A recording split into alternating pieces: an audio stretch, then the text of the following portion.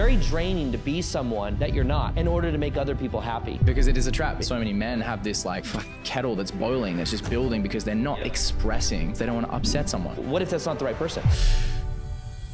I hear this a lot from the guys that I coach. It's like, sometimes it feels like everything I'm doing for my partner is not enough. The polarity will fade when you do that. A lot of those blocks come from the inner child dynamics that we experienced growing up of who we believed we needed to be in order to be loved. There's times she called me and she was just venting. I had to literally just listen to her and then say, wow, that must, like in the moment, she just wanted to feel seen and heard in her pain. You have to be in some level of tension for growth to happen. And most of us are just trying to avoid it. Yeah, why would we label it as bad? Why would we judge the tension? So my ego all day long can visualize the perfect relationship, the perfect amount of business success, and think that's the best case scenario. But what I've realized is... What's fresh in your life right now? Like something you're pondering or contemplating that, maybe you could speak into? One thing that's been really fresh in my content and also kind of been what I'm teaching has to do with understanding that like many of our subconscious patterns that keep us blocked, whether it's in love, relationships, abundance, anything, a lot of those blocks come from the inner child dynamics that we experienced growing up of who we believed we needed to be in order to be loved. And a lot of the mechanisms that we create of who we believe we need to be become something that's so subconscious and in the background that it like keeps us blocked. So for example, for me, where I realized this was in my own life is back in 2019, I went to a Tony Robbins event. You been to a Tony Robbins event? I haven't, no. Yeah, so anyways, in 2019, I went right before COVID time. And there's this idea that he teaches that has to do with understanding the core question. The idea is that we all have a core question that we're constantly asking ourselves in the back of the mind. And what I realized was that my core question that was always like running in the back of my mind was, what do I need to do? Wow. Literally every night before I go to bed, I'd write down the top 3 things I needed to do the next day. Yeah. It was constantly around like, what do I need to do? And what I realized is that a lot of my sense of self-worth has been connected to what do I need to do? And when I looked back at this as far as my childhood goes, what I could see was that as a kid, like my mom, for example, going through a lot growing up when I was 2 or 3 years old. My mom's dad died and she had like a lot of like trauma with him. So it still affected her though. And I don't remember this, but I can imagine that having a mom that was mentally going through a process, she probably at a certain level was like in her own process. And there was probably an inner child part of me that was like, where's the love and connection? What do I need to do? And what I realized, and where I was kind of starting this off with what I was sharing earlier, is part of that what do I need to do thing was me realizing that even to heal the pattern of believing I am what I do, how many YouTube subscribers, how many videos I put out, how I need to add value to them. It was like this doingness that was connected to my identity. But what I realized is the moment I became aware of this like thing that's been running my life of like my sense of value connected to what I do, it's like, what do I need to do to get rid of the pattern? So isn't that interesting? Because it's like the way in which I'm trying to get out of the pattern of what do I need to do is by doing more, but that's not the answer.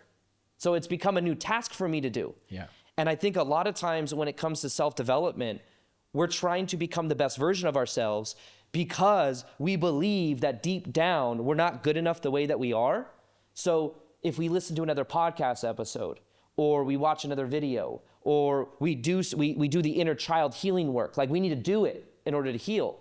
But underneath that, what I've realized is a huge epiphany for me is around self-acceptance, accepting myself, accepting the inner child part of myself that decided that I was only worthy based on what I did. And growing up with tension in the household, who do I need to be? I need to ease tension. Some patterns may have been alive there, like grown there. So what's fresh for me right now is like becoming aware that a lot of the patterns that are on autopilot for me are things that my inner child decided of who I had to be to receive love.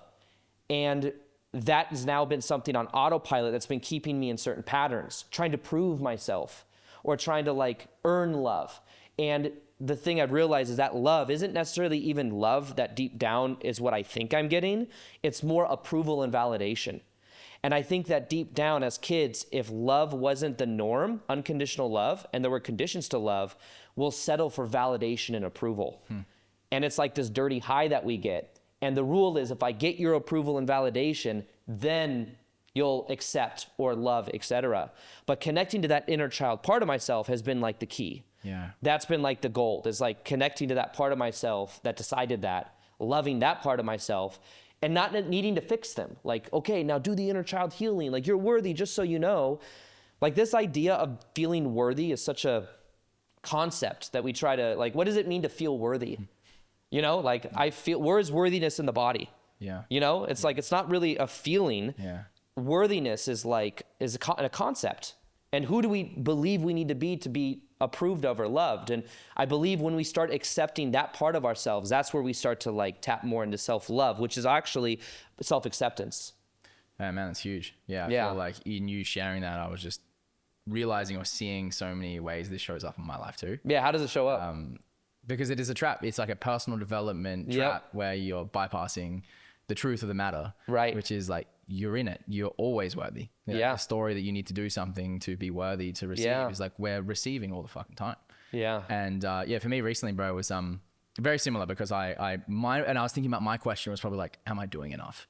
Yeah. You know, and I noticed that in my business always, like, I feel like I could be doing more. I feel like there's always more to do. Yeah. You know, and I've been working with a coach who's also a friend of mine, Kian, and he's been giving me some powerful reflections on our coaching call because I would go into this story of all these things I still wanted to do in my life. Yeah. And it would pull me out of the moment because I would then think that there's so much more I got to do. Yeah. And he was giving me the reflection. He's like, bro, you're doing it. You're in it right now. Yeah. This right now, you are here. Yeah. This is it. So can I ask you a question? So what are the emotions that you feel when you say, am I doing enough? Mm-hmm. Am I doing enough? What is the emotion underneath that thought? Yeah. The emotion is like, it's almost like an urgency.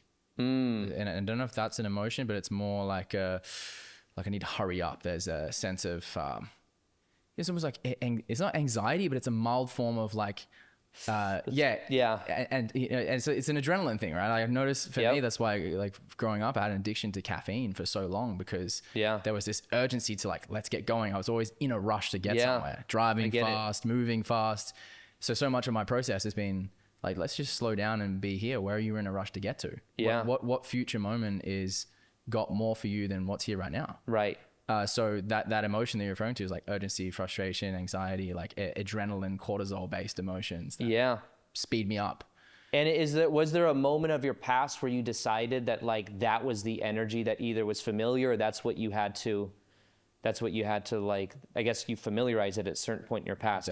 Definitely. Yeah. Like my dad, worked he works as a pipe welder growing up. So he would work these long 10-hour days and then come home and drink a few beers every night to kind of decompress. And he was always in a different mood every night. So he was either come home and quite reactive and angry around the house or whatever. So there was this part of me that was like a little bit on edge around his mood and reading people. But then there's also this part of me that like knew I had to prove myself to get dad's love on the soccer field or whatever. So the story that I told myself was like, I have to train harder. I have to do more. I have to like, just always be putting in the work. Yeah. And it was just all these subconscious programmings from him, which is like, you only get out what you put in, you have to sacrifice, you don't get nothing for nothing. So all of these programs create this story that like, I need to be working. Like, otherwise what's my worth? Like, who am I? Right. Am I worthy of any of this? Yeah. So the subconscious stuff is where it's at. I love that you started the conversation with that. Yeah. Interesting. So it sounds like there's a lot of like that urgency. So with the awareness that that's where the urgency has been and that there was a desire to like make dad proud. Yeah.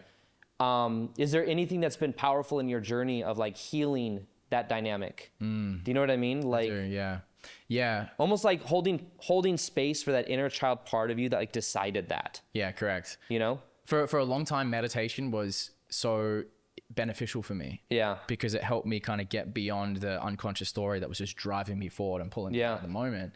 But there came a time recently where I realized like meditation had become this low-key way of numbing myself from being in the intensity that sometimes life would bring up. Yeah. Life would get really intense. Then I'd be like, oh no, I need to meditate. This is getting too much for me right now. Let me like go back into like, you know, regulating myself. Yep. But through my help with my coach, it was like realizing that no, dude, the intensity is it. Like get used to the intensity, enjoy it. You don't need to numb it or distract from it in all these ways. So the kind of like unhealthy coping mechanisms of, you know, alcohol and drugs and social media and porn, all those unhealthy ways of numbing. Obviously we want to avoid them. Yeah. But then there's the other spiritual way of numbing yourself from the intensity of life, which is like, let me just do breath work and get high. Let me meditate. Let me do more of the yoga class. Like, because in a sense, you're trying to avoid feeling all of the intensity of showing up on social media, like coaching that client, making that bold request from someone. Right. So for me now, it's like really about leaning into that and go like, okay, can I be okay with this as well? Like, can I be okay closing that big deal and just be like, this. Yeah, it's interesting. It's interesting how the acceptance of a negative emotion can become a positive experience. So when we're trying to avoid feeling certain emotions, we're like avoiding feeling. And then that creates more resistance because there's not just like an acceptance of what is. 100%. But then when we allow ourselves to feel it, it's like we're giving space for that to be felt inside of the body to then be released, which then is very freeing. Yes. Yeah. And what I think is interesting is like the more we allow ourselves to feel what comes up and to let it be there, that's like a lot of where the medicine is. And what I wonder too is, what were you, so by having that energy of really trying, the urgency to like go, what emotion or what would you be avoiding? Like, what are you avoiding with that pattern? Because very often I think what happens for us is we have these patterns that are subconscious and there are emotional payoffs we get from the patterns. Yeah. So for example, like people pleasers, people that are trying to please everybody in their life. Subconsciously as a kid, they may have decided that in order for me to feel safe, which once again, safety is kind of like this emotion. Is it an emotion or what is safe? Like maybe to feel calm, really what it is. Yeah. Because safety is a concept. But in order to feel calm, what I have to do is I have to allow myself to like manage everyone else's energies. I need to manage the energy of mom, of dad. If there's tension there, their tension is my tension. So we can become the mitigator of other people's emotions and energies. And what happens is, as a people pleaser, they then carry that energy with them. And the payoff they get is they get to be a good person, or they get to be the one that's needed because they're easing tension, or the one that's getting approval. Yeah. You know, so the payoff they get is approval and validation, when in fact that's also the thing that they're avoiding, the tension and being in their own frame and people seeing them as bad. And to be seen as bad as a kid may actually be like you were bad if you chose yourself, or you were bad if you expressed your needs or how you felt. That's bad, but it's really authentic. Yeah. You know, they're all those low key ways that we avoid the intensity or the tension. Yes. And those ways that socially okay because like, oh, he's such a nice guy, he's such a nice person. But right. Like you're saying, it's he's low key avoiding or manipulating because he's not just confronting the tension of just maybe saying what needs to be said. Yeah. So that's been a big theme for my life as well, bro, is the people pleasing stuff and learning to maybe say no sometimes, or just say that hard thing that I wanted to request from someone, and being in the tension, like the embracing of tension is so much of the, I guess, the truth that I can see that you're on your path as well. And I'm very curious to know how you start to become more aware of subtle ways that you're avoiding just being with the tension that's here right now, and choosing to create a new meaning around what that tension is, right? It's something that needs to be avoided or resisted. Is it for you something that you have like a moment to moment awareness now, where you're catching yourself sooner and sooner and sooner when you go back into old patterns, however they show up? What are you kind of reflecting on when you go about your day, and some maybe somatic cues that you're aware of in your body to be like, oh, I'm in some tension right now. Can I be with that? Yeah, it's a good question. I think a lot of times what we do is we think that we need to figure out the emotion of like where it is, and feeling it inside my body. A lot of times what it is it's bringing the energy back inside of my body. And the cues that I ask myself is like, what's motivating this decision? What's motivating this rejection? So if it's like I'm rejecting expressing myself, what's motivating that? What am I really afraid of? And the thing, it's like slowly but surely, what I started to do is started to see patterns where I would abandon myself. So when I first learned this, it was actually like 3 or 4 years ago when I was living in Sedona at the time, and I was going through this huge transformation in my energy, and I was starting to feel safe in my own body, but also like present. And I would start to ask myself the question, like if somebody texted me and they wanted, like come do this thing or like come here, and I would normally like make it up an excuse why I couldn't do it if I didn't want to do it. And I'm like, well, that's lying. Like I choose to live by the values of being vulnerable, so vulnerability, authenticity, and integrity.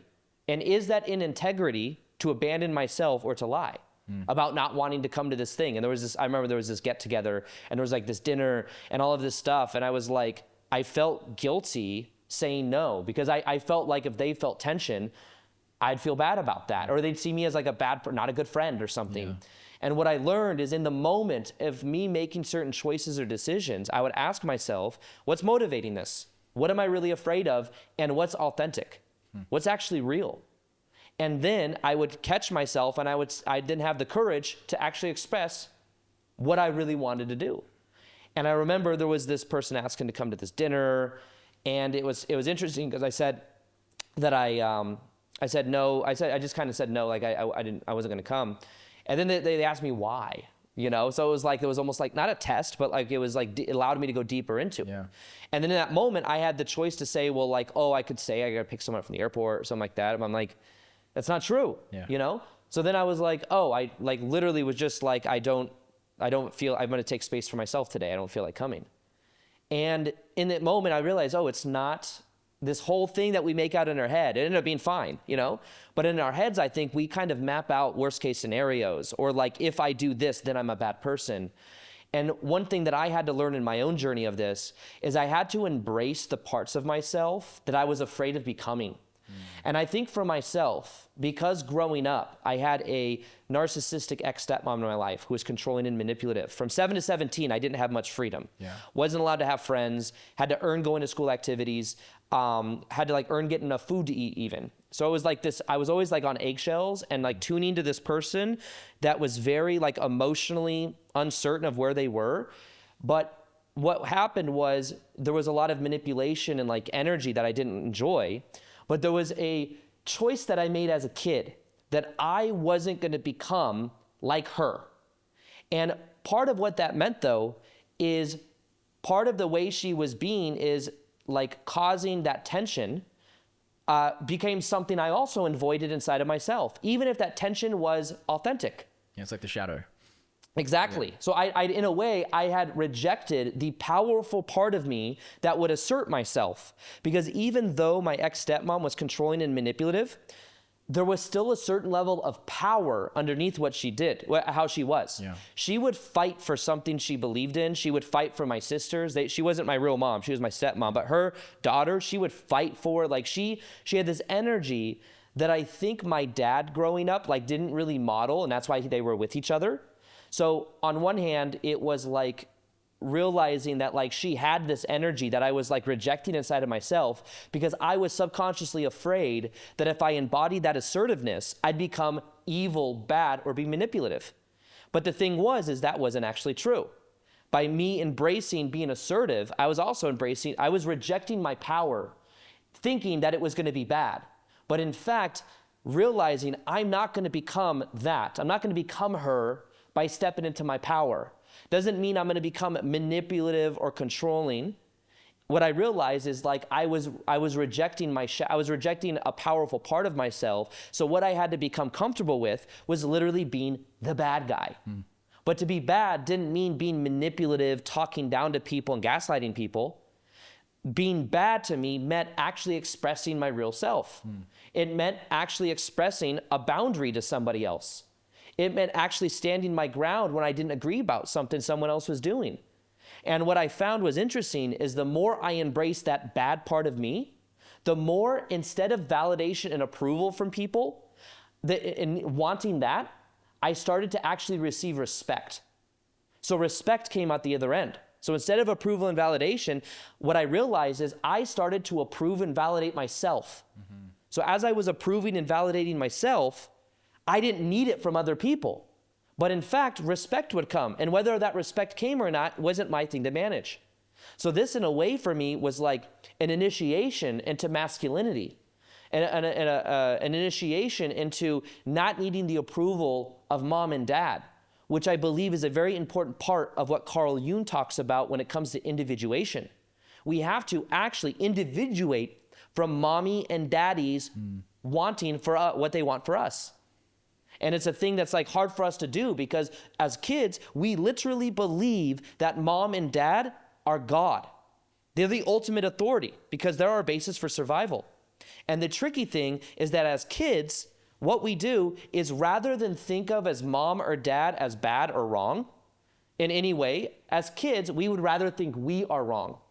So instead of believing that like maybe their mom and dad's divorce growing up was something that they didn't figure out, maybe I could have been different. Maybe if I was more quiet or I was more acceptable or I pieced the family together, mom and dad would still be together and we would have avoided this tension. See, as kids, we internalize shame. So as a kid, like internalizing something must have been wrong with me, but realizing, not that we vilify our parents by any means, but realizing that a lot of people live like, I'm gonna go to college to be a lawyer or something because mom and dad want me to do it, but they abandon themselves in the process, or then they're in a 30-year career and they realize their entire life they've been trying to do what mom and dad does. That's very draining. It's very draining to be someone that you're not in order to make other people happy. Yeah, then they wake up and wonder why they're doing every weekend and go like, oh, yeah, like, I hate life. It's because you've abandoned yourself for 30 years. You need some sort of hit of high because your life is not giving it to you. Right. It's all the ways you've denied life expressing through.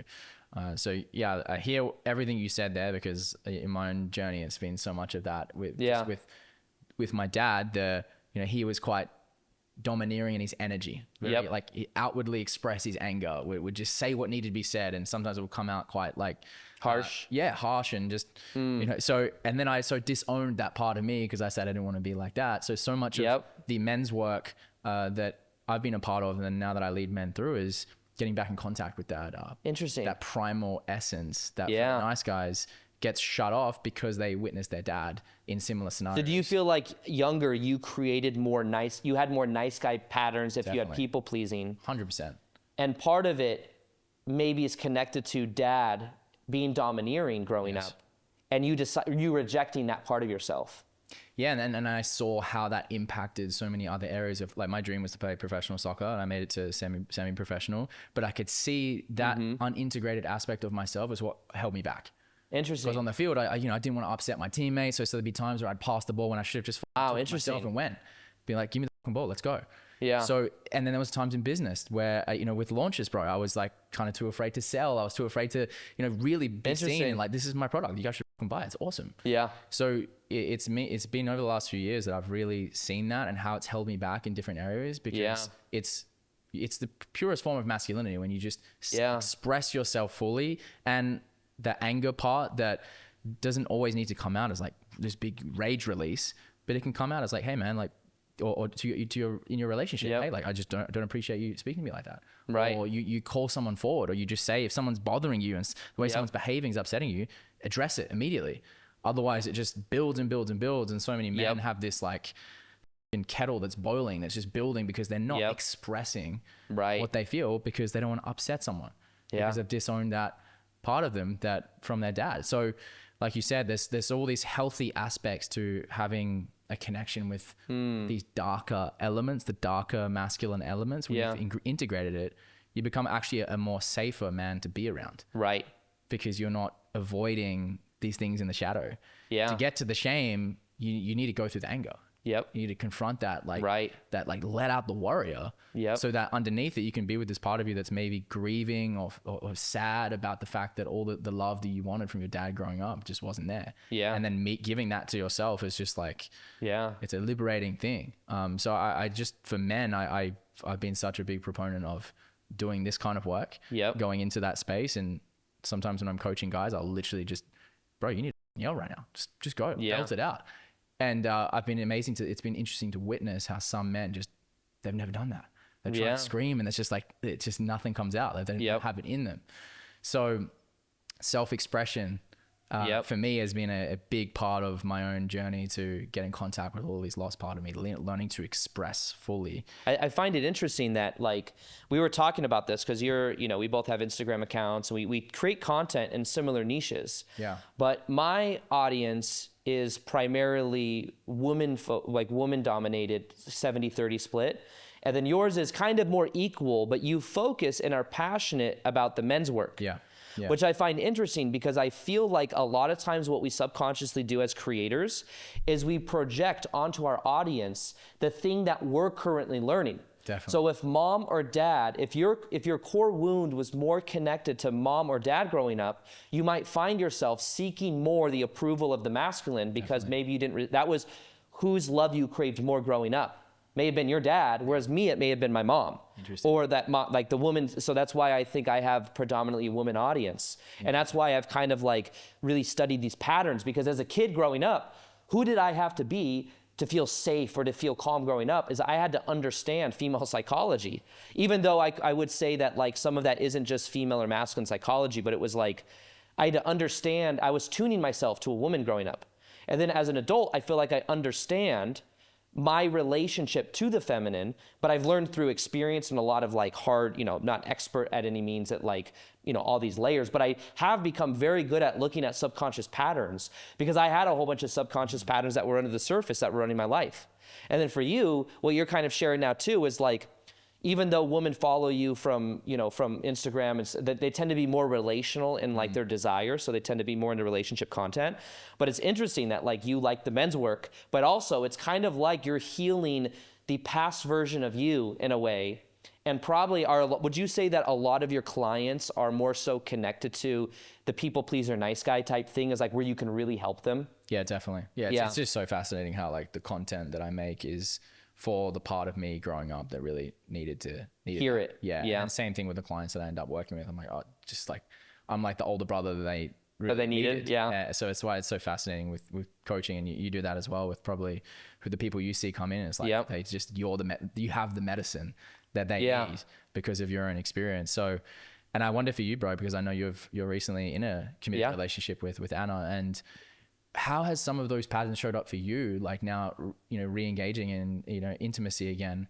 Yeah. What have you noticed in that? And I know your relationship's still fresh, so I wonder, like, are you now getting new reflections or starting to see, oh, okay, this is an interesting, things are coming up for me right now? Or, oh, for sure. Yeah. Do you feel like speaking into any of that? Yeah, I'll share whatever.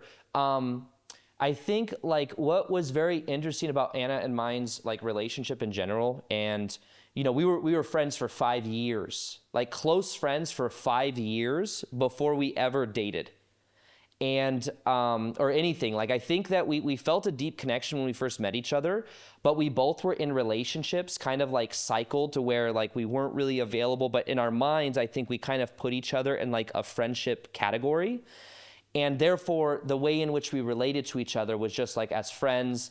Right. I remember when I first met her, I felt like there was some type of like deep connection there, but she had a boyfriend at the time, and we just kept it as friends for years, and we would kind of help each other with each other's businesses and stuff like that. And even for us to first even like open up the opportunity of dating, it required a certain level of vulnerability. And the vulnerability was scary to like express. I think part of my pattern was like expressing how I felt, or expressing like the desire, like to like explore a different side of the relationship was something I was afraid to do, because I was afraid that if I did that, it would make our friendship weird. And we had 5 years of like a solid friendship. So I was afraid of that. I was afraid, what if it's not felt on both sides? You know what I mean? So it was like, I was like, oh, we could just stay as, and honestly, we know everything about each other. Like every dating story, every person we've talked to, every relationship, we kind of know, we've held space for each other after relationships and stuff like that. Yeah. So it was very interesting going into the dynamic. But one thing that definitely Anna has helped me become aware of inside of myself is I definitely have patterns around believing that like I need to do things myself. Like she's very supportive of my mission. She's very supportive of like, she's very supportive in a way that I'm not used to in partnership before. But for sure, I'd say the very beginning of our relationship happened because of a vulnerable conversation. And that vulnerable conversation opened up the possibility for us to actually like explore dating. Did you ever hear about like the way in which that all came? Did we talk a little bit about it? You were in Costa Rica, right? Yeah, I was in Costa Rica, and it was all these weird things kind of happened on this trip. We went with like Chad, Ashlyn, like we had a whole bunch of, we had some friends there, and it was basically like it was 2 couples, and then my friend Anna, our friend Bella, and me. So we were like the single people. And through us going on this trip to Costa Rica, where we were going to drink plant medicine for a night, ayahuasca, which we hadn't done in a long time, but it was this cool way to connect as friends. And even from the moment we got onto the flight, like things, like weird synchronicity started to come up, where like one of our friends got upgraded, our friend Bella got upgraded to first class. And she got upgraded to first class, which through Anna brought up all of this stuff because she was in premium economy right behind. So I haven't told you this yet. No. You know any of this? No. Okay, do you want me to share it with you? It's interesting. Yeah. So Anna has this pattern around kind of like, she feels like she has to work really hard for like certain things, and then some people get it really easy, you know? And there's this pattern where she was kind of like in premium economy right behind me in first class. And she was like wanting to be in first class, and I was telling her she should upgrade to first class, but she kind of didn't. Yeah. So I look back, and she's like in the middle seat in between these 2 people that are talking to each other. Oh. And Anna's like, do you want to switch? And they were like, no. So she's just like there like this, and there's these 2 people talking, and she's seeing me, and then Bella randomly gets upgraded to first class. Not only did she get upgraded to first class, she paid $600 for her plane ticket. I paid like $2,500. Yeah. She gets upgraded, and she gets upgraded in the seat right next to me. So this entire time we're on this plane ride, Anna's watching me and Bella talk for like 5 hours. And that's when I think she started to realize that there were like emotions coming up, which I thought was just her inner child stuff coming up because she got upgraded and she didn't. Yeah. But then I realized later on that there was like this subconscious like emotion that she felt, you know, this connection to me that like she could start to see with Bella, right. You know, and I won't go into like detail, it'd be a longer story all the way around, but basically throughout the week, more and more of this like kind of information came to the surface where I could realize that she was that there was more to the surface than we were seeing, and I felt similar. And then that led to eventually a conversation that we had that then kind of unveiled all of this. And then very quickly that all started to like kind of unravel. But for that to even happen, vulnerability was a part of it. Even I'll share a deeper aspect as well. So that happened, then we started connecting in that way, and like things very quickly kind of, you know, within weeks, like went into a full-on relationship. Yeah. And we already knew everything about each other, which was interesting because you're dating someone that you already feel a really deep connection to, but now it's just in a new way. So that was interesting. But another aspect of this too was in masculine feminine energy. One thing that I realized is being around Anna a lot, because Anna's been like 4 months now. Yeah. You know, being around her a lot is something that has been newer for me. And one thing that I could see happen at a certain level is polarity would start to drop after living with each other for a while. Yeah. And part of it was because I felt like I couldn't completely give myself permission to be myself around her when she was around, not because she had high expectations and standards and she would like judge me based on what I did, but like there was almost 2 versions of me subconsciously I felt. There was a version of me where I could be like the perfect partner that was like, you know, like meeting her needs in certain ways and being in my own masculine frame around my business. But also then there was the part of me that liked to watch like random stuff on YouTube. Yeah. And what would happen is I started to feel like I was getting trapped in. Like I started to feel like I couldn't be my real self for some reason. And what would happen is I would feel like kind of like, I don't know, I wasn't giving myself permission to be my real self, where I like would want to watch random stuff that like she might think is weird, but I'd be afraid of like her seeing it as weird. So what I realized though, the big epiphany for me after realizing this was she wasn't caging me in. Now that I'm getting used to being around someone more often, it was me caging myself in. And also in childhood, I felt caged in childhood because I was around someone that I had to kind of tune to. So then what I realized is I was tuning to her and putting this invisible barrier around myself of like, who do I need to be around her? And realizing that was dropping my own masculine frame. And that was creating this dynamic also where I was kind of oversharing in certain part of our relationship a little bit more than I needed to, because we know so much about each other as friends. It's like I would share business things with her and stuff. And what I actually found benefit in is peeling that back and not sharing everything with her. Peeling it back and like not sharing every little challenge that I have, and being more bold in my energy, where I'm like, no, this is what we're doing. This is what I'm gonna watch right now. And she's like with her headphones on, giving myself more permission was the key to more masculine polarity. And then she is always mirroring my ability to be in my masculine is directly connected to her like safety to be in her feminine. Yeah. So like I have to check myself, because the polarity was very strong in the beginning, but then there was like, I would find myself dropping that energy living together because we started to become so familiar with each other. Yeah. And what I had to do, and something that's a constant thing, is like being in my own masculine frame, choosing to express myself when things come up, which is probably the biggest shift in a relationship I've felt with Anna, is when things come up, we quickly share it with each other. And back in the day, I would kind of like I'd feel embarrassed to share it, like if something was coming up. Now I share it as it comes up. And then she's able to like meet it. And sometimes knowing that things might come up for her as I share what's coming up for me. But like the purpose of it isn't to like fix. The purpose of it is to like share, and then to like hold space for each other, but like in a way where it's just like the freedom is in our ability to share. So it's been very interesting, because the other thing I've had to also like not do as much and like learn from is there's time she called me the other day because she spoke at a mastermind in San Diego, and she called me and I was here in Austin, and she was just venting about a drive that should have taken an hour and a half was taking her like 4 hours because of traffic. Yeah. And she was just kind of venting about it. And I had to hold back the desire to try to give her solutions. I had to literally just listen to her and then say, wow, that must suck. Mm-hmm. Literally, like, that sucks.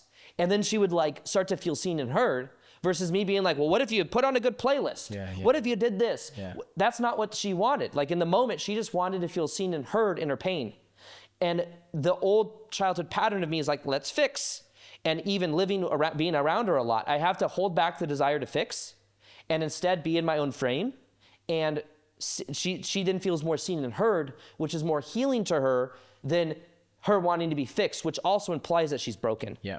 Yeah. So anyways, so I'm curious in your own relationship, well, I'll just pass it back to you for a minute, but then see if there's anything that, you want to share about that and maybe your relationship, because you've been with your girl, with Amanda for like almost 10 years now. Yeah, it's almost funny, like, because I'm so at the point now where I'm fully myself around it. Like, I'll watch whatever the fuck. There's no holding back. When did that switch for you? Yeah, man, probably. Like so when you were 20, you guys met when you were 21. 21, yeah. And when you were 21, you guys met, and then what was that journey like over the last like 10 years, I wonder? Like, was a lot of your childhood stuff like offload in the beginning, or did you not get into personal development stuff till later?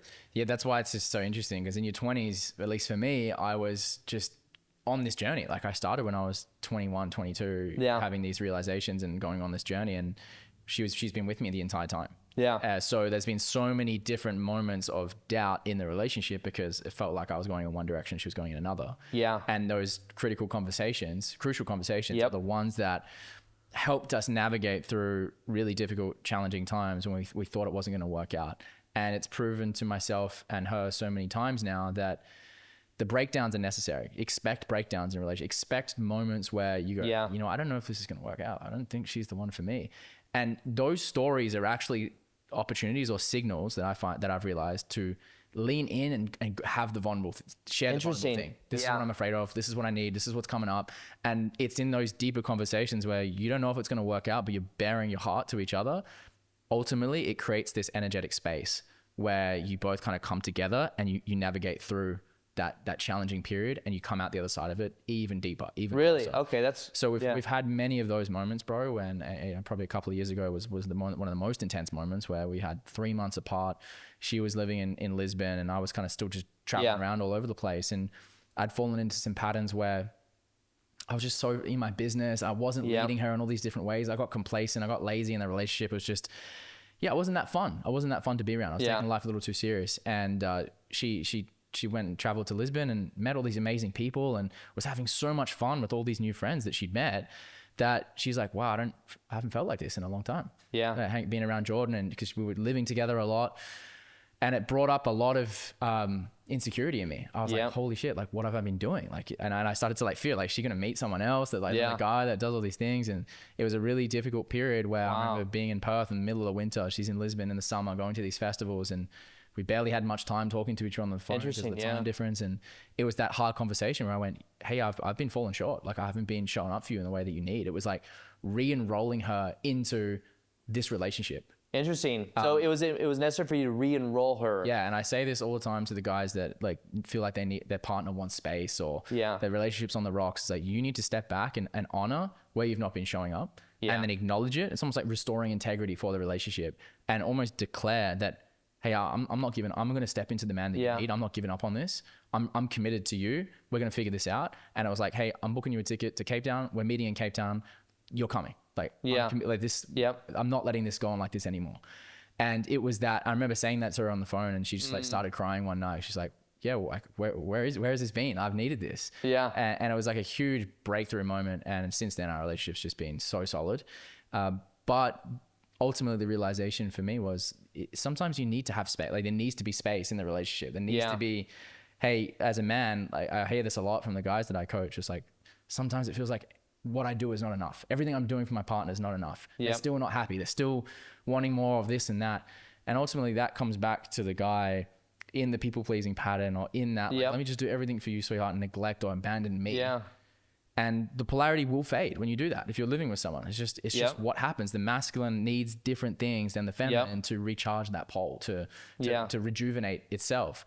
So for the men, I'm like, dude, you need to either start saying what you feel and start, setting some boundaries. And an example you gave where like your partner's venting, cool. It's great to hold space for your partner venting, but if it crosses a certain point where you're like, all right, now it's been 45 minutes and then you're just venting.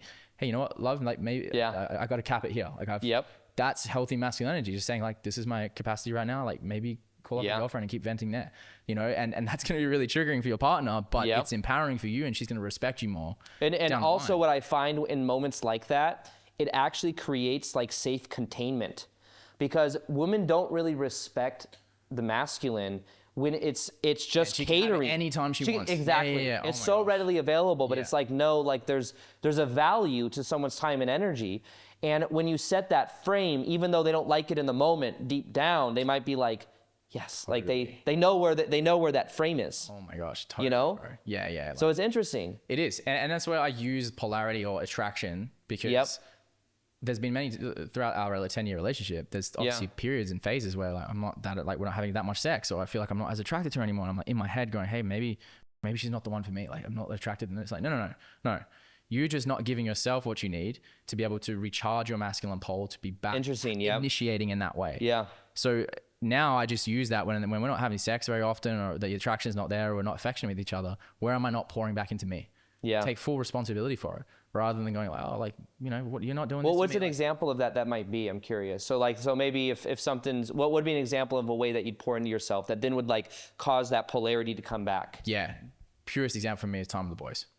Time with the boys. Time with the boys, like go play sport, go do something competitive, go jiu-jitsu.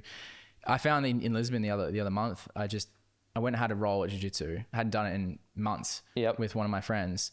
And I came back and I was just, I just was so horny. I was like, let's go. I want to have sex. I'm feeling amazing. Like, let's go. Like, it was like instantaneous. What it done to my energy. Because it was just time with other men where I'm not in my head. I'm like doing something a little bit competitive. It was just the immediate switch that brought back this initiatory spark to the relationship. And I was like, dude, it can be as simple as that. And it becomes even more important if you do business with your partner, where I've done business. Matt has been helping me in my business for so long. If you're always in business with her, she's always in her masculine, or you're always asking her these questions about business. Well, mate, don't expect to be sexually alive for her if she's been in masculine mode all day. I was like, okay, I need to, like you said, maybe don't rely on her for all these business things. Go and ask someone else that, so that she can be in that more feminine posture. 100%. I've had to tailor that back, because for years as friends, I'd bounce a lot of things off of her, and I would help her with business too.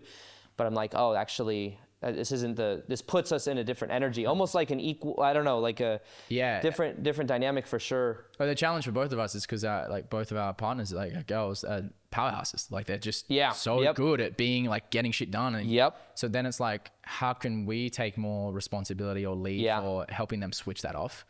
And so they can, just oscillate between, okay, it's okay to be in the masculine sometimes, but when it's not necessary, boom, switch it off. And then we're just so much more attracted and pulled into that. So I know that's a challenge for a lot of guys, but everything we've shared up until now has been relevant to leading in a relationship. It's like, how do you lead yourself? How do you honor what you need and confront the tension? Right. Like, you know what, I'm going to go have a weekend away. I need to be I just want to have some space. Craving some solo time. Claim that if that's what's needed. A lot of guys don't. Because they feel like they can't, or they feel like they'll get in trouble, or their partner will think, and it's almost like the more you fill up your cup, the more you can be at a full cup with your partner. Totally. Totally. Yeah. What I find interesting too about something that you said is I found myself in this pattern in the past when dating someone, where when something starts to like not go right or there's tension, in my mind, there can sometimes be this thought of like, what if this isn't the right person? And it's funny because I was talking to a friend about this, where when it comes to abundance and money, it flows a lot easier than my relationship challenges, I would say, are something that I've had more focus on, which has made me, I think, better at what I do because it's been something I want to figure out. But money kind of comes easily for me, even in business. And what's funny is a friend of mine it's flipped. He's had like a long 15-year marriage, but business for him is this thing that he gets all heady about and scarcity sometimes.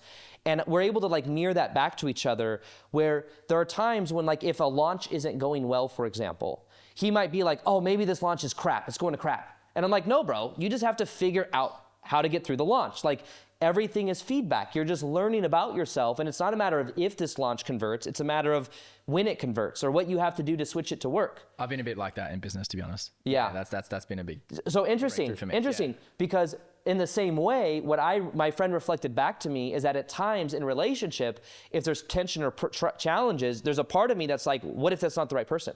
What if this, like the moment there's tension or something coming up, there's a belief that like, what if it's just someone else but what I've realized is that in the past, not even just with Anna, with other, like quickly, that's where my mind goes. And that is like the same version where my friend is like, oh, the launch isn't gonna work. It's gonna go to shit. But it's like, no, it's the same thing. So I've had to repattern myself to realize you can get through this even more powerful with someone. It's not that it's just the person, it's because that stuff will come up with another person. It's the same. Subconscious stuff that's in your shadow, and you can find someone else. The same challenges are going to come up because it's not just them. Mate. It's your relationship to them. It's your energy. It's also you. This is huge, and it's like going back to the thing. It's like it doesn't mean it doesn't come up for me, but I've just been in a 10-year relationship now where it's like I've been through this so many times, and I'm like, oh, cool. Like I've been through this, and likewise with you with launches, you've done that many launches that now it's just like boom, you work through that pattern. Barely shows up anymore because you have so much awareness around it and wisdom around how to navigate through it. So I guess the more breakdowns you can have in a relationship where you come out stronger than the other side, you've been through like 9 or 10 years of that. So every time you have a big breakthrough or breakdown that comes and then you get through and you're like, actually, so you genuinely say that after the breakdown, you feel deeper to your partner. Yeah, without a doubt. Interesting. Without a doubt. That's good to know, like. So just rest assured when it does happen, which it will. And even the couple things that have come up for us, like we feel deeper and like more connected afterwards. Conflict will 100% bring you closer together. Like it's just how it is. And there's usually one person in the relationship that does better at going first. That's what I found. And for me, it's Amanda does way better than me. Like, let's not argue. Like, let's address this. Let's move on. I think it's this Taurus nature in me is stubborn as hell. I can be stubborn too. Like, why am I? Like, I literally the other day I was like mad about something, and I would not. She needs to know that I'm mad. She needs to be in my madness a little bit longer. And almost like I was like almost like subconsciously punishing her by withdrawing my energy because I was I just like wanted to pout and be mad. And it was so stupid because I was so aware of it, and I'm like, oh man, I'm getting the payoffs right now of like pouting. And I was like aware of it, but I'm like, well, what do I do? What do I do? That pattern comes back. Like, what do I need to do to get out of this? But there was almost like a self-acceptance that came in, that came in that helped a lot, I would say. Totally, bro. It's just fascinating how relationships are those beautiful opportunities to go deeper within ourselves. Like I always remind myself and remind people that the relationship is not there to make you happy. Right. It's not there to fulfill you. It's not there to even give you love. Like it's there to reflect all the ways that you're not loving yourself or you're not going deeper within yourself. It's there to actually make you more aware of where you're blocking love in yourself. Yeah. And if you use the relationship as that, it's never ending. Right. There's like always more love that can come through. Yeah. So what a beautiful thing, rather than the attachment of like, this person should fulfill me. This person should play this role in my life, or they should love me in this way. Says who? Like they're going to be, there's going to be constant conflict if that's the case, because they can never fulfill that. Yeah. They can never be that for you. Yep. So all of this work around, the inner process and the subconscious stuff that, we talk about and we guide people through, it's so valuable because it's all awareness, man. It's all like seeing more, but continuously seeing more and more and more. And it doesn't end. Yeah. It doesn't end. That's why I just think having a coach is so invaluable, because he helps me see things that oh fuck, I didn't even know I was that. Like, come on. Because there's no real end date where you're like, I got it all figured out and I could just be. Yeah. Maybe that's enlightenment or something. But it's like there's always layers, and even you've been doing, like 10 years you've been in a relationship, but you've also been like teaching dating relationship and like inner child, healing stuff. And me as well. And it's like it's a never ending journey where it's just constant layers and layers and layers, So when it comes to like your content and the energetics, because whether we realize it or not, we're all magnets. We're all like pulling. If there's something that the person listening to this or watching this is not happy about in their life, it's like, well, you created it, right? Right. Everything in your life is a reflection of what you've been putting out and how you've been showing up in the world. And I wonder for you, like when you go through that process of going like, hey, I want to make this amount of money, or I want to scale my businesses in this way, I want to attract this amazing relationship. Where does that process begin for you? Is it about identifying the outcome that you want and then tapping into that energy and becoming aware of all the subconscious ways that you're blocking that right now? Or is it, do you go, hey, you know what, let me just step into the energy right now and trust that what's meant for me will come? How do you normally go about that reality creation process? Yeah, well, back in the day, I'd say it's a little different than it is now. Back in the day, it was like very much a focus on the end result, visualizing, feeling what it would feel like to be in it, but like it was this thing that was going to happen in the future. And it was something that like I recognized that I craved in my life, even though deeper down I knew energetically it's I want it because of the emotions I will feel. There was this like definitely this externalization of it where it was always in the future. And it was like something I would visualize. Like that was the mode in which I'd go about it. Now it's a little bit different. Now I've had a very strong connection to like the divine and God, where it's like, who's to say that my ego knows what's best? Yeah. So my ego all day long can visualize the perfect relationship, the perfect amount of depth, the perfect amount of business success. Like I can visualize it from my ego's perspective and think that's the best case scenario. But what I've realized is in the whole manifestation niche, which is like, I've been on YouTube for years, and back in the day, I'd make videos on manifestation. What I've realized is that, one, there's a lot of superficiality that can be inside of it, because it's like a lot of it, what people say they want, it's not just because of the emotions they feel, it's because of like, they want those things to feel better. They think that that's going to make them happy. And what I've realized is, it's also a very subconsciously manipulative way to control reality. The belief is that if I can attract love into my life, or I can attract a certain amount of money in my life, then I can feel safe, then I can feel enough. But also, my ego gets a lot of gratification in being able to say, I thought this, I imagined this, and then I experienced this. There's no divinity or uncertainty in the process. And really that's what it is. There's no uncertainty in the process, which means there's no divinity or God in the process. There's this belief that my ego thinks it, my ego feels it, my ego experiences it. And what I've learned is that that's a limitation. And that's a lot of burden. Like anytime someone says, I want to create my reality, we create our reality. You don't create your reality. Yeah. God allows like the things to flow in and out of your life based on the energy you're embodying. But when you put yourself as a vessel of something greater than you, even more beautiful things come into your life than you can imagine. So for me, what I've realized more recently is having this connection to God or the universe, which has actually come more into my life because of a book called Autobiography of a Yogi. Wow, really? Have you heard that book? I have. I've heard. You haven't read it? I haven't read it. It is the most important, powerful book I've ever read in my life, and I've read it a few times. I don't know why that's surprising, but I guess it's because it's so Vedic philosophy, right? And even more than that, what Paramahansa Yogananda did is he was from the East, and he was born in the East. And what his book is literally a autobiography of his life. Him being around enlightened gurus and people that like were so in alignment with God that like literally reality was like way more magical than we can imagine. But what he did is he brought yoga and this philosophy from the East to the West back in the early 1900s.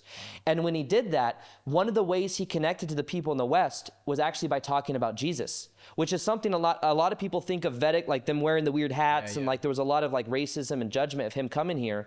But he came here and he created the SRF, the Self-Realization Fellowship in the California, throughout California, and that's all over the world now. But he lived in such divinity with God. It wasn't about a specific religion. He was very connected to Jesus, and he would talk about Jesus. And because he talked about Jesus, he was able to relate to the whole Western philosophy, because everyone thinks like people worship gurus. No, people in the East like admire and they worship the guru that like their embodiment of God that they're in allows them as a symbol to connect to that divinity inside of themselves. So Paramahansa Yogananda was like celibate his entire life. He was connected to God in such a beautiful way to where he didn't have relationships the way that we do. And not to say that that's what we need to strive for, but his relationship was with God. But reading that book and seeing his relationship with God for me made me realize that like there are levels and like there's a certain surrender that we can give to God in a way to where it just happens. Because for him, when he came here back in the 1900s, he didn't even speak English. He had to learn English, and he traveled around for like 20, 30 years, giving thousands and thousands of seminars where thousands of people would show up. Yeah. And he had nothing planned ever. God would just flow through him. And he was just, and like Matt, you read the book, like magical things literally happen in the book. Like people brought back from the dead, like things that you have to tap into the book to see. Like it's almost things like it feels like magical thinking, but there's a sincerity to the book that just changed my life. And the life, it was like the one book that was in the iPad given out or in Steve Jobs' like funeral. Yeah. It's the thing, the Beatles and like all these famous people have talked about this book because it came out in like the 1940s.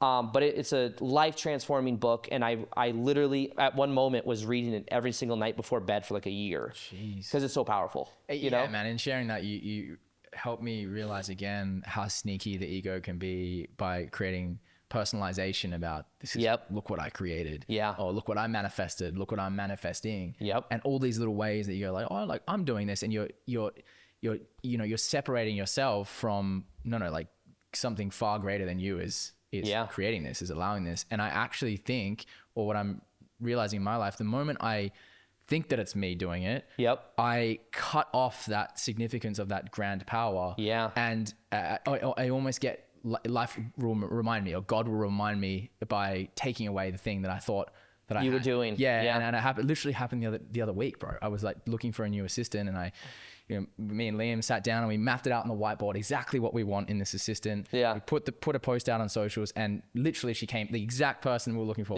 came in the next day. She ticked all the boxes. I was like, Liam, like look what we did, bro. Look, we literally called this in, had the interview with her. Like, this is amazing. Look how powerful we manifested this. Got on a call, and then 2 days later, she's like, oh, I've taken a job somewhere else. So boom, gone. I was like, what the hell? Yeah. Like, what was that? And I just realized that, dude, that was me thinking I did that. Yeah. That was me thinking like, look what I created. When in reality, if I had developed more of that reverence or sincerity, it was like, wow, God brought this into our lives. Isn't this beautiful? And also from another perspective as well, you don't know if what's best for her life, 100%. Like maybe where she ended up getting the other job or whatever is the path that actually would play out her patterns of what she needs to learn next in a better way. So it's like, it's almost like it's challenging to do sometimes, but taking ourselves out of it and realizing it's a whole piece, it's better for everybody. Yeah. So like, what if that's also making space for somebody else that could come in? Maybe on a timeline, she would have worked with you for 6 months, but then you would have trained her and everything and had to find somebody else. But that is now redirected to where someone else comes in, where it can be more of a long-term thing. Maybe not. Maybe it doesn't work like that, but like, who knows? Exactly. Because I've had multiple times where things have happened in my life where in the moment it feels like it sucks, but then something better comes in, or not just better, but like something that's more in alignment, or there was a lesson I needed there to come in that also, like, you know, was beneficial. And that's why it's a great point, because I think developing that neutral perspective to all that happens, which is God's perspective, right? God's perspective is everything is neutral. We're the ones that project the right or wrong, like good or bad, or yes and no onto everything. So remembering, okay, can I treat this thing as neutral, even though, oh, like $200,000 just came in. Right. Cool. All right. That's what it is. The moment you start celebrating all these things, so it's okay to celebrate, but the moment you start saying, this is amazing, this is so great, well, now you've created this contrast, which means when you get the thing you want, everything's good, but when you lose $100,000, now what? That's bad. Right. Well, like you just said, maybe you were meant to lose $100,000 to learn that critical lesson that sets you up for the next thing. Yeah. That neutral perspective is a really good reminder, like, that I'm trying to bring into my life, which is like, things flow in, things flow out. I'm deciding the meaning on it. Yes. What if there was no meaning? It was just like everything is just. That's where the power is. Yeah, that's where the power is. Yeah. So in business, it's tricky to do that sometimes. Have you ever heard of there's this concept from a book that's called Reality Transurfing? Have you ever heard of this book? I have. Yeah. Great book. Yeah. So there's this part in it. It's called decreasing importance. So there's something in our reality that has to do. This book was written by a Russian quantum physicist, and it's got some esoteric concepts in it. But one of the core themes of the book that people really get value out of is this idea that anything we make really, really important, we put on a pedestal and we create resistance around. And what happens is the belief is that everything in our reality is based on balance. So because we're putting a lot of importance on something, there's this balancing effect in reality that comes that wants to neutralize it. Right.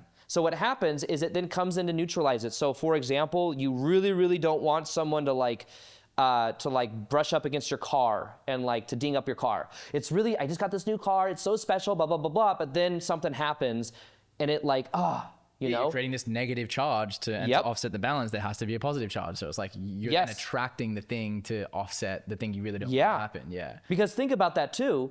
Your aversion, because it's on a pedestal, there's also this aversion against the thing happening that you don't want to happen. What are you visualizing when you think of somebody not dinging up your car? What are you putting out? Yes. Someone dinging up your car. Even though you say, I don't want them to ding up my car, you're still putting that energy out. Yeah. It's important it doesn't happen. Increased importance. But what happens is because that trigger and that energy is active inside the energy field, you're more likely to attract something to actually happen. Yeah. And what happens is the universe, in a way, isn't punishing you. It's you're learning about your energy. When you put a person on a pedestal, what happens? If it's really, really important they like you, what do you end up doing? Yeah. Not being yourself. You end up trying to get their validation and approval, which ironically pushes away validation and approval because you're not being your real you. And you've deemed them and what they think of as so important that it's this important, you're not giving it to yourself, and therefore, and what do you not want? You don't want their disapproval. So it's all this energy charge. Yeah. So what happens is when you decrease the level of importance and you see it as natural, that's where the power is. You see it as natural. It's like there's a certain acceptance you have in reality. When you go on a date with someone, think about it. Really, really important, they like you, a lot of resistance. You're now focused on the outcome and the end result. When instead, you go on a date and you're curious whether you have things that are in common with them. You're curious if you have similar values. You're curious and you want to have a good time. Yeah. Those are all present moment things. So one of the biggest shifts for people that are going out and dating for them to learn is that what they can begin doing is set the focus on actually enjoying the process instead of focusing on getting the end result. Instead of getting validation, approval, for them to text you back, etc. Realize that's something you can't control. What you can control is your ability to be present, your ability to have fun, your ability to connect with the other person and see if there's synergy. And what happens with that energy, you're you.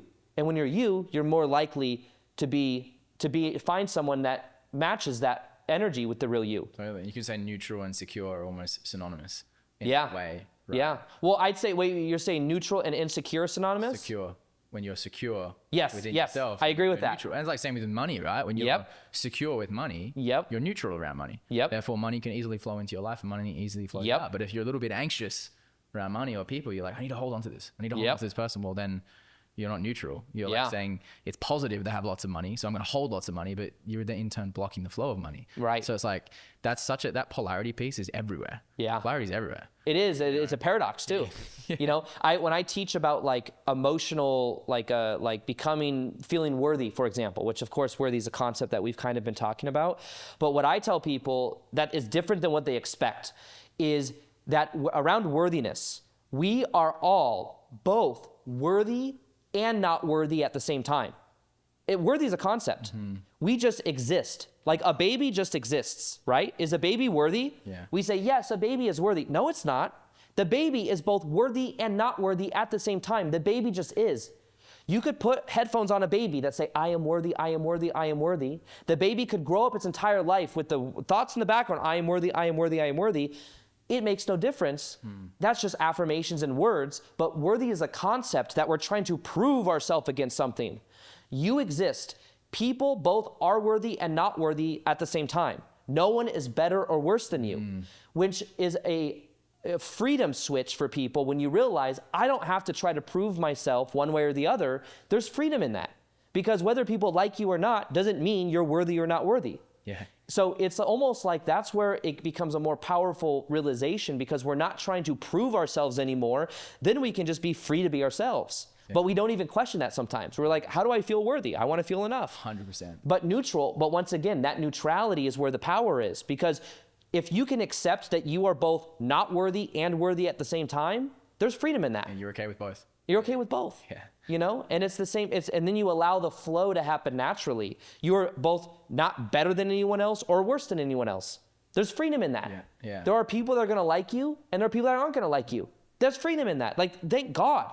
Like, do you take the pressure off, you know? Yeah, and back to the thing with businesses and launches, right? I realized in me, one of the fears I had around launches was failing, was not getting the result, was not hitting my goal. So I was afraid of not hitting it. So this fear of failure was indirectly blocking. Because what would it mean for you to hit the goal? Yeah, that's it. Yeah. So it's like, my fear of failure was blocking the success. Yeah. Because I was not the deeper I was willing to accept the fact that I could fail and all the emotions around that would open up more of a channel for more success to come in and that attain to. So that was a huge realization for me, is like, failure and success are actually the same thing. You know, the only difference is like their rate of vibration. And we're both of it. You're also the failure and also the success. So and you honestly can't have one without the other. Yeah, if you're resisting one, you're resisting the other.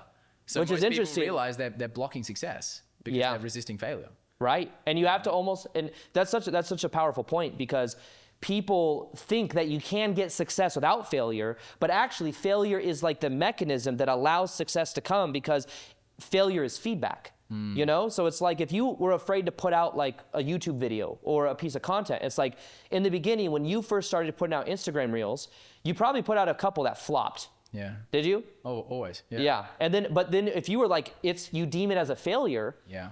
It's like people that are afraid of failure believe that there's an outcome, but it's a process. Yeah. Like you failed until you succeeded. Yeah. Right? Yeah. And then probably the videos that did the best for you were the ones you didn't expect to do the best. That's right. Is that right? 100%. So we think we know what's best. We think we know what success and failure is, but the videos that did the best for you, just like me, the videos that have done the best for me are sometimes the ones I would never think they would go viral.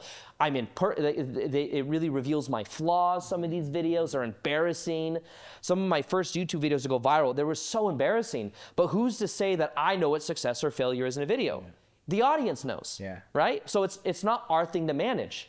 Only thing we can manage is our ability to show up to the process, right? But it's the same thing with launches and like, you know, failures, successes, you know? It's powerful, man. Yeah. The ability to just show up in the process and contextualize that into anything that, you know, we're maybe struggling with in life right now. Is like, where are you just not showing up? Yeah. And just allowing God or the audience or someone else to just take care of the result and let go of the meaning you're placing on what failure actually is or what self-worth actually is. Like you said, they're concepts. So that means we're projecting our own meanings onto them, which is then in turn like creating all the emotions that we're avoiding. Right. So, but the truth is, if you're willing to confront any aspect of yourself, any emotional energy, then in a sense, you should be able to achieve anything you want. Right. because everything you want's on the other side of an emotion that you're afraid to feel. Yeah. In reality. Yeah. So I was like, the moment I remind myself of that, it's like, okay, where am I avoiding discomfort right now emotionally? Yeah. That's usually the direction to go. Yeah, it's a powerful prompt to think of. And when you were asking earlier about like how to tap into like the energy, like how to go about tapping into the energy manifestation, you remember the exercise we did the other day where we were like looking at different areas of our business and where are things on a scale of 1 to 5, 5 being excited, 1 feeling not excited at all, and you can't pick 3. Yeah. Where is this area in your business? And what I've found in my own life is when I do more 5s, which a 5 for me is like running a live event. Yeah. A 5 for me is like having this conversation right now with you is a 5. Yeah. It's like exciting. And what was feeling like a 2 or a 1 for me was like the old way I'd make content, where I'd force myself to make content and I didn't have other people there. Like right now we've got other people here and it's like I'm more in a 5 energy, which I think pulls out better content. And also it's just more fun. And when I'm in that 5 energy, that's where more magic happens, more synchronicities happen. I'm in the right place at the right time. It's like an energy. So I focus more on just getting into the 5s. Good. And when I'm in the 5s, great stuff happens. When I'm trying to rationalize being in a 2, that's when it becomes challenges. And sometimes we rationalize 2s because because of past, it's familiar to childhood, etc. You know? Totally. So for me, I'd say that like that's been a big epiphany for me. I mean, I remember we were talking to you about your business and like where you could, you know, what is this or that, and certain things were like 2s. Yeah. It's like, okay, that's not the thing that you want to, you don't want to build a business where you're doing these things you don't want to do. Totally. So where do you get into a 5 and being in a 5 and when it's the most fun is when it like everything else aligns anyways. Yeah, it's funny as you're saying that because when I sit and have these conversations, they're always a 5 for me, yet for some reason I don't prioritize them. Yeah. Because there's all these other, like I need to make content. Right. What if the content was available and just setting up conversations that were 5s like this right now? But I'm curious to know for you, what do you think people are responding with more, the information or the energy? Because in content, there's information, which is ubiquitous now. And AI is like anyone can put out great piece of content with good information. Yep. But what's the differentiator now is energy. For sure, 100%. So how are you feeling into that with your content around? Did you notice a trend where you're talking videos where just like you were just in it? This is funny. Me and my girlfriend, me and Anna, a few days ago, we were going through my YouTube channel, and we were because I've had videos for 8 years, and I'm going on the TV on my YouTube channel, flipping through, and I went like 4 or 5 years back, and we were looking at my energy there. Then we look on like 2 or 3 years ago, we look at the energy there. Then we look at like 6 months ago, we look at the energy there. And I could tell that like there were moments when I had, at one point, just making videos with a video camera, I was in a 5. But then what happened is I could tell that as I was like, I've created a certain amount of audience on YouTube, I need to just keep doing what I'm doing. I was like doing like a 2. And it was reflective also, I think, in what my audience could feel from that energy. And then what happened is I could tell when I was like in, live events bring out a different energy of me, but sometimes that so like the most viewed video from last year was a 30-minute video from my Miami live event where I was coaching a woman on stage and it got over 1.2 million, it got 1 million views in like a couple weeks. It went crazy. Yeah. And it was this like really beautiful moment with this woman I was coaching in a live event. But then after that, I'd post other live event content and sometimes it did well, sometimes it didn't. But like that energy was like so ripe and it just did so well. So I'm looking at with my girlfriend at these different YouTube videos, and then we had one from the last couple months and I could just tell it's kind of forced. And I was like trying to find ways in which to create the content that just was alive. And then something interesting happened, right? I was like, we were talking about it, getting all heady, thinking about it. At the very end, I went to a video that I was on my friend's podcast, Know Thyself, friend Andre.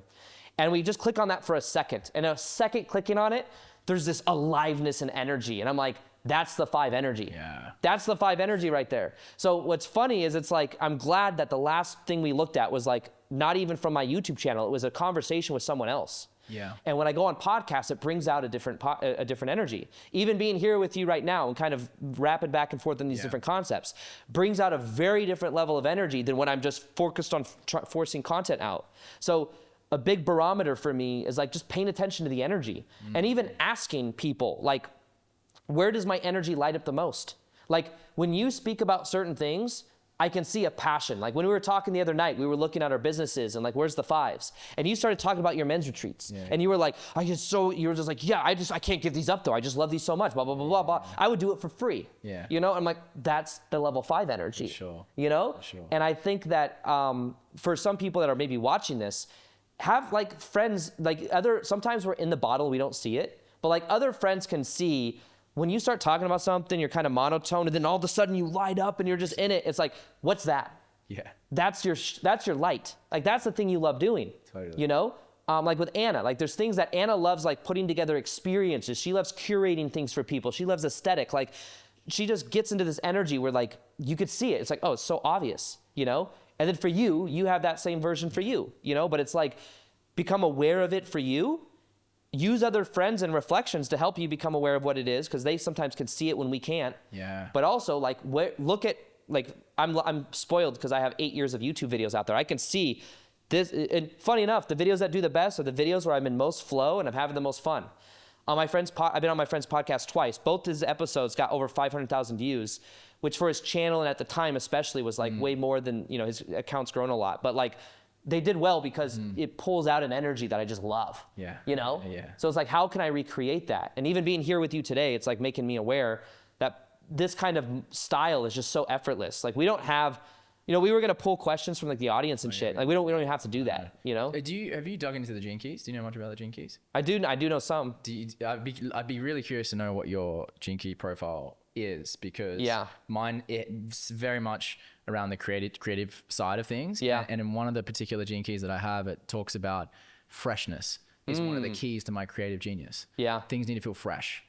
And like numbness is the inverse of that. So when things feel numb and I'm not really inspired by anything, like creativity, your energy just kind of dies. So it's like what you're saying is true. It's like finding what feels fresh right now. That's why like I started by asking you, like, what's fresh for you in your life? Because like that's usually where the inspiration is. It's like, oh, like this recent insight that I had, or this breakthrough that I had. Like if you try and talk about an insight from last year, it doesn't have that same fresh energy because you've already processed it and integrated and all of that. So that's a good reminder for me, because with content, especially in my niche, like I box myself into this relationship space. And there's sometimes this pressure, like that I need to be making content always about relationships. But what if that's not where the inspiration is today? What if the freshness isn't there? And just like having the courage to just share what's alive right now. That is a huge thread for me. And I appreciate you sharing that, because like that. I remember there was when I was sharing with you yesterday, the day before, we were kind of talking about the energy. Like when I go live on Instagram a lot.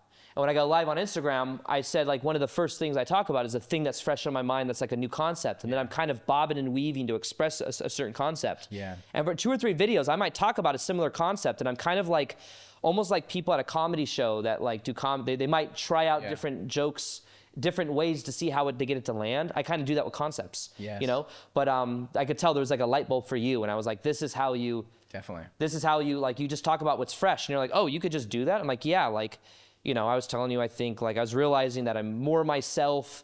You know, when I'm at home alone, I give myself permission to be myself.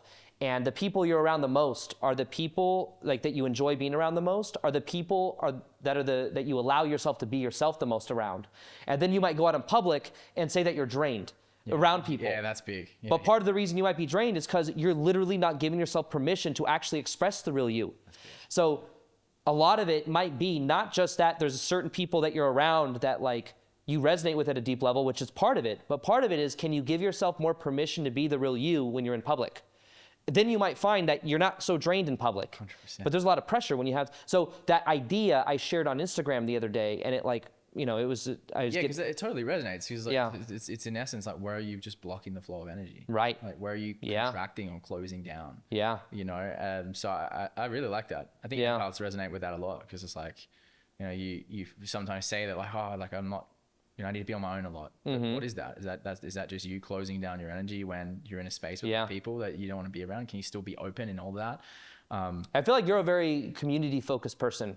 Like you're around people a lot, which I think is cool. I think one of the interesting things about being with Anna is that Anna is so community focused. She has so many friends. She's so community focused. And I've always been kind of like a lone wolf. I have friends, but it's like, I've always been like doing my own thing and then just very mindful of my energy and not really doing many social things.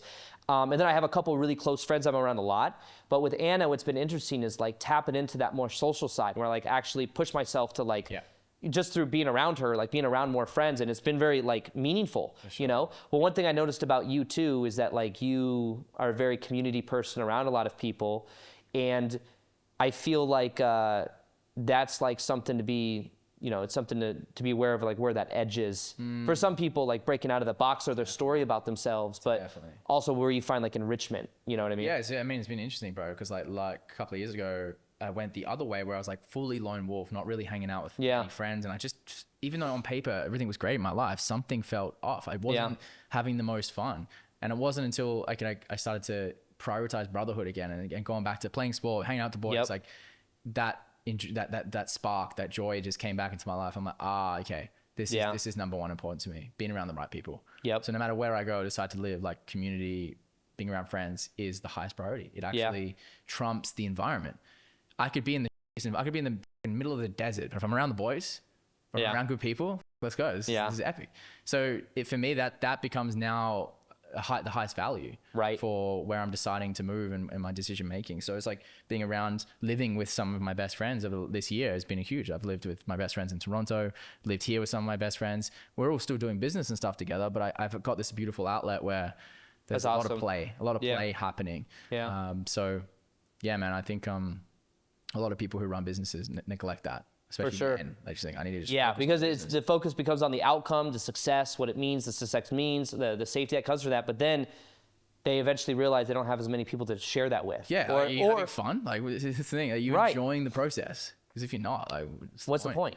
What's the point? So that's been a big epiphany for me. And then realizing that I changed my story around like, can I give myself more permission to be myself around these like new acquaintances, new friends, like stuff like that. That's been a very interesting like thought experiment for me that's allowed me to actually feel more free because I'm starting to question my old beliefs.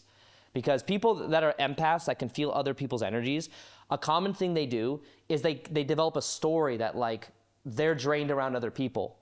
The thing is though, one of the reasons they're drained around other people is because of who they think they need to be for the other people that causes the draining. So if they think they need to ease tension, that is draining. If they think that they need to please the other person, that is draining. If they think they can't be their true selves, that is draining. So a big epiphany for them is to actually embrace being their true selves, being authentic, and as they start to lean into that tension, they might realize I can be around more people. It completely changes the energy dynamic. This is why this year has been huge for me, because that was me for a time. I had this story that like I was limited in how much time I could spend around other people because it would drain my energy. So I was living with like 4 guys in Toronto. 2 of them were DJs, fully extroverted, just like always out, like very expressive. And I was called myself an introvert. And I was like, dude, I need breaks from these guys. What the hell? But what I found was all the little ways that I was not sharing what I felt or thinking that I need to be the certain way around them. And the greatest growth was like just dropping myself in an environment where I got to see all these ways that I was maybe resisting tension, blocking tension, thinking that I need to avoid the situation. So I think if an empath's listening to that, calls himself a trainer, go live with some other people. Drop yourself in an environment where you're confronted with that. Like the thing you're most avoiding is actually the thing that will actually allow you to help. The key is letting people be in tension. Letting them maybe not agree with you on something. Yeah, that's it. Nailed it. Yes. You know, and then being aware of where the stories come up, because the challenge with empaths too is very often there's the codependency triangle. There's the perpetrator, the victim, and the rescuer. And a lot of times empaths will identify with being either the victim or the rescuer. So what happens is there's a lot of burden there. You know what I mean? There's like a lot of like powerlessness almost. But what happens is the perpetrator is always the other people. But the problem is if that energy is subconscious, you continue to create perpetrators everywhere you go. You know, when in fact it might just be you like expressing yourself, and that tension that if someone else feels is their thing to manage, not yours. That becomes, you know, the fear is that you're going to become a perpetrator if you cause other people to feel tension because you express the real you. When in fact, it's more so you're just being real, like you can get out of that triangle by actually embracing the thing you're afraid to become. You know?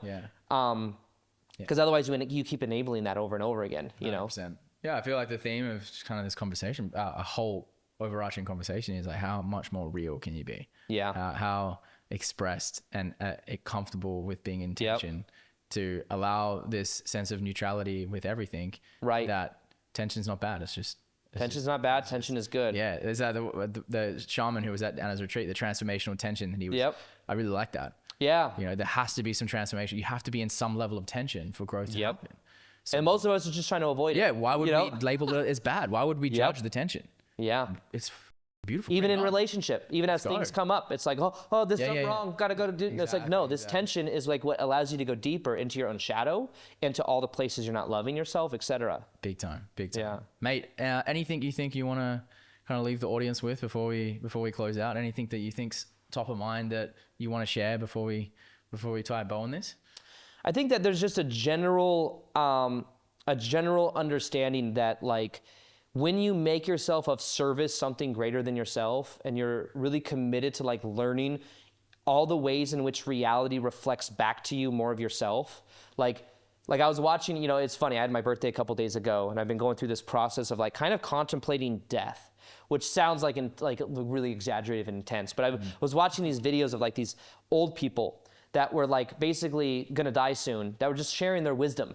And I just thought it was so fascinating. There was this one woman that was just had such magnetic energy, and she was like talking about how she's like in her inner child energy now as like a 96-year-old.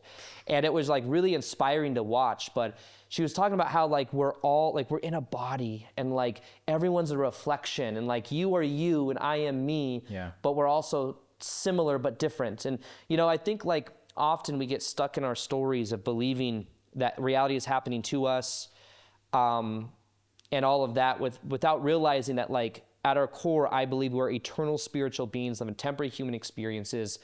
And we came here to have these kind of experiences with each other. Yeah. And all of this transformational tension that we're talking about is things that at a deeper level we came here to learn.